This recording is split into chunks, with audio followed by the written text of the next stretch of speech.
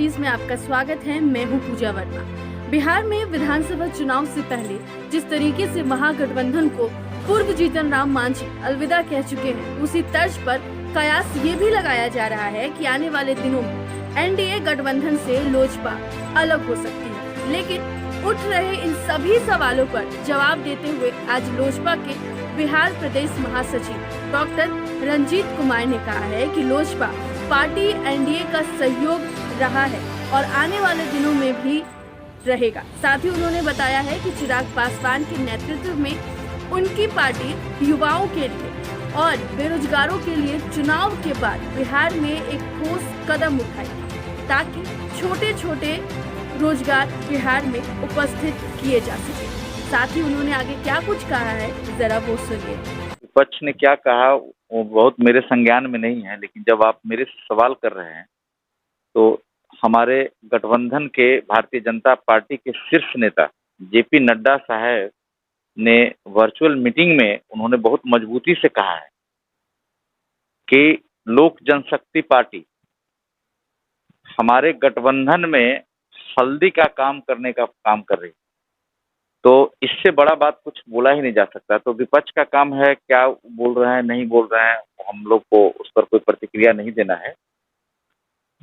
लेकिन जब हमारे आदरणीय नेता माननीय चिराग पासवान जी तो हमारे पार्टी के राष्ट्रीय अध्यक्ष हैं, उनका भी वक्तव्य हमेशा क्लियर है, अपना एजेंडा हम लोग का पार्टी का क्लियर है, बिहार फर्स्ट, बिहारी फर्स्ट। उन्होंने सब दिन उन्होंने कहा है कि भारतीय जनता पार्टी का हम विश्वसनीय अलायंस है। तो हम लोग के संज्ञान में ऐसा भी कोई बात नहीं। जैसे चिराग पासवान जी भी आए दिन नीतीश कुमार जी पर हमला कर रहे हैं सर, ऐसा क्या लगता है? देखिए, चिराग पासवान जी, आप जो हमला शब्द का प्रयोग कर रहे हैं वो हमला हम लोग नहीं मानते हैं। चिराग पासवान जी कई मीटिंग में हमारे राष्ट्रीय अध्यक्ष हैं, उनका एक विजन है बिहार फर्स्ट, बिहारी फर्स्ट। आजादी के बाद अभी तक बिहार के एक नौजवान नेता जो हमारे राष्ट्रीय अध्यक्ष हैं, उनका एक विजन है बिहार फर्स्ट, बिहारी फर्स्ट।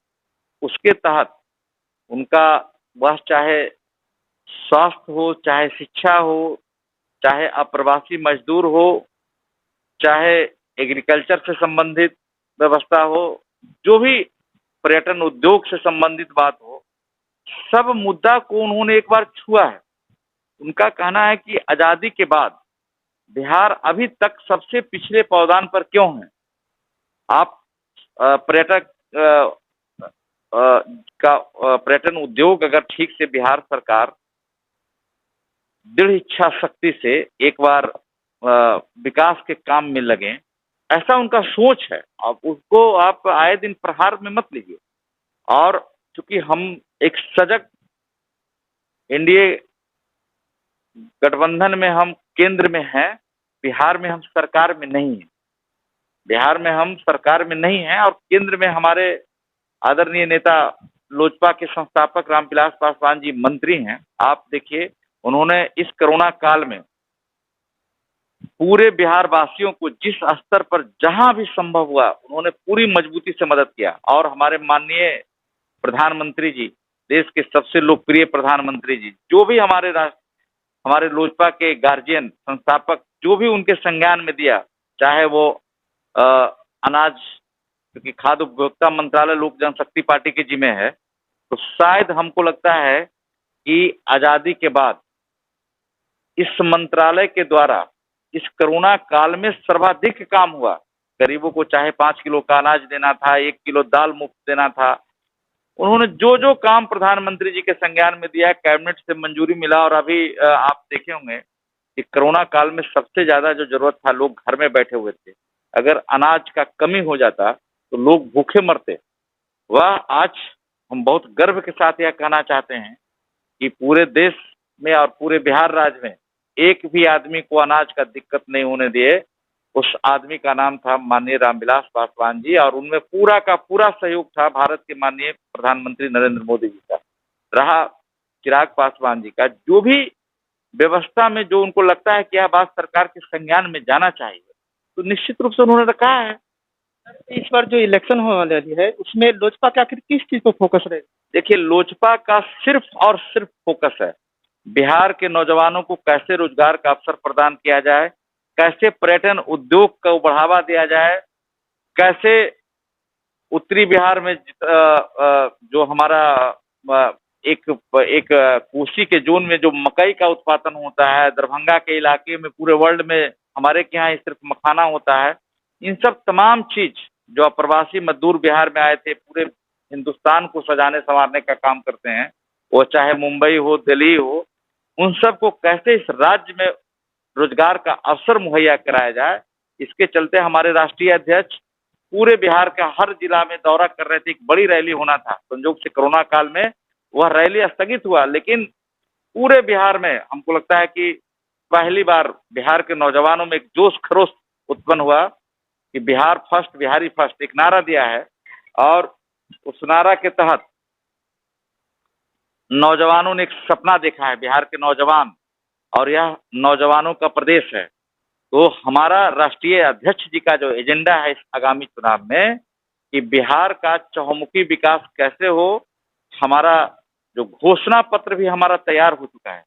हमारे लोक जनशक्ति पार्टी के जो भी संभावित उम्मीदवार हैं, चाहे वो जिस विधानसभा से हो, और तकरीबन बिहार के सब सीट पर बूथ कमेटी का निर्माण हो चुका है। वह इसलिए हुआ है कि हमारे जो अलायंस पार्टनर भी चुनाव लड़े तो उनको हम पूरी मजबूती के साथ उनके क्षेत्र में मदद करें, और जहां से लोक जनशक्ति के पार्टी के प्रत्याशी लड़े तो हमारा सब कुछ, लगभग पार्लियामेंट्री बोर्ड का जो दिल्ली में बैठक हुआ था उस समय 94 या 100 के आसपास विधानसभा का बूथ कमेटी तक हम लोगों ने राष्ट्रीय अध्यक्ष जी को, हमारे पार्लियामेंट्री बोर्ड के जो चेयरमैन है राजू तिवारी, माननीय विधायक गोविंदगंज से, उन्होंने सौंपा था। उनके साथ हम लोग उनको सारे बूथ कमेटी सौंपने का काम किया है। तो लोक जनशक्ति पार्टी का जो सिर्फ एजेंडा है कि बिहार को कैसे पहले पौधान पर पहुंचाया जाए, और आप उसको एक सरल भाषा में समझिए कि कोई लड़का जब मैट्रिक पास करता है, आईएएस पास करता है, तो उसका एक विजन होता है कि हमको डॉक्टर बनना है, आईएएस बनना है, इंजीनियर बनना है। जब वो उसके गार्जियन को लगता है कि थोड़ा कमजोर है पढ़ाई लिखाई में, चलो मास्टरी कर लो या क्लर्कियल जॉब में कर लो, लेकिन एक एजेंडा होता है। तो हमारे राष्ट्रीय अध्यक्ष जी का भी एक एजेंडा है इस पर कि बिहार को कैसे फर्स्ट बनाया जाए, और उसमें जो बिहार के अंदर संसाधन है उसको हम लोग अपने अलायंस पार्टनर जिनके साथ हम चुनाव में हमको जाना है, भारतीय जनता पार्टी, हमारे जेपी नड्डा साहब ने भी बोला कि हम लोग को अपने अलायंस का लोजपा हल्दी जैसा है, एंटीबायोटिक। तो हम लोग चाहते हैं कि लोक जनशक्ति पार्टी, हम नहीं, हमारे राष्ट्रीय अध्यक्ष चाहते हैं कि लोक जनशक्ति पार्टी का जो विकास का एजेंडा है उसको आने वाला समय में जो आगामी चुनाव होगा, चुनाव के पहले हो, चुनाव में हो, लेकिन वह एजेंडा धरातल पर लागू हो, और उसमें जो हमारे आदरणीय नेता चिराग पासवान जी का सोच है उसको कैसे हम लोग सारे कार्यकर्ता अपने स्तर पर उसको अमली जामा पहनाने का काम करेंगे। अभी आप देखिए, कोरोना काल में नीट का परीक्षा होना है, जेई का परीक्षा होना है। कल ही हम लोग का अपने राष्ट्रीय अध्यक्ष जी के साथ एक मीटिंग, उन्होंने स्पष्ट निर्देश दिया है कि एक तो होना नहीं चाहिए ये परीक्षा। उनका एकदम सीधा सीधा मानना है। आप सोचिए कि कोई गरीब लड़का जो गांव में मुश्किल से फॉर्म भरने का उसके पास पैसा नहीं था, आप ऐसे में तो आपको सर ऐसे में सर सुप्रीम कोर्ट भी बोल चुकी कि एग्जाम लेना है, तो सुप्रीम कोर्ट बोल चुकी है, लेकिन हम अपने पार्टी के एजेंडा की बात कर रहे हैं आपको। तब अगर लेगी तो हम लोग मना तो नहीं कर रहे हैं, लेकिन हम लोग का सोच है वो हमने आपको बताया। तब हम लोग पूरे बिहार राज्य में लोक जनशक्ति पार्टी के जितने जिलाध्यक्ष, जितने पार्टी के संभावित उम्मीदवार, सबको उन्होंने निर्देश दिया कि अपने अपने क्षेत्र में आप चिन्हित करिए, ट्विटर के माध्यम से, फेसबुक के माध्यम से, व्हाट्सएप के माध्यम से, जो जरूरतमंद बच्चे हैं जो पटना या 1000 रुपया खर्चा करके कोई रिजर्व गाड़ी करके, अभी लॉकडाउन चल रहा है 6 तारीख तक, और जेई का परीक्षा है, तो हम लोग अपने अपने क्षेत्र में लगे हैं पूरी मजबूती के साथ। जो ऐसे जरूरतमंद बच्चे को चिन्हित करके हम लोग उनको सेंटर पर परीक्षा दिलवाने लाएंगे और वापस उनको अपने घर तक छोड़ेंगे। ये हम लोग का जिम्मेवारी बनता है। यह हम आपके चैनल से मांग करते हैं कि बिहार सरकार को भी चाहिए था कि सरकारी व्यवस्था के अधीन बच्चों को लाया जाता और सेंटर पर परीक्षा दिलवा के वापस उनको छोड़ दिया जाता, ताकि कोई भी विद्यार्थी बिहार के जो भी वो हमारे अपने हैं विद्यार्थी जो परीक्षा दे रहे हैं, अगर मान के चलिए कि किसी क्षेत्र में किसी एक जिला में 50, 100, 200 या 500 या 1000 बच्चा परीक्षा नहीं दिए तो इसकी जवाबदेही और जिम्मेवारी किसकी हो? तो हमारे राष्ट्रीय अध्यक्ष जी का पहल है कि अब हम लोग उसमें लगेंगे, परीक्षा होना है तो होना है, तो हम लोग उसमें पूरी मजबूती से जो भी संसाधन उनको उपलब्ध कराना है, अगर मान लीजिए 50 बच्चे हो गए तो हम लोग बस का इंतजाम करेंगे, 200 बच्चे हो गए तो 4 बस का इंतजाम करेंगे।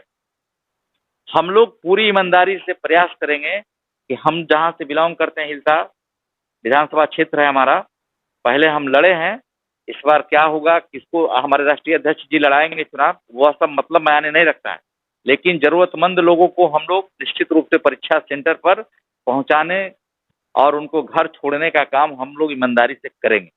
फिलहाल इतना ही। तमाम ऐसे खबरों के लिए भारत सिटीज के यूट्यूब चैनल को सब्सक्राइब करें और बेल आइकन दबाना ना भूलें। नमस्कार।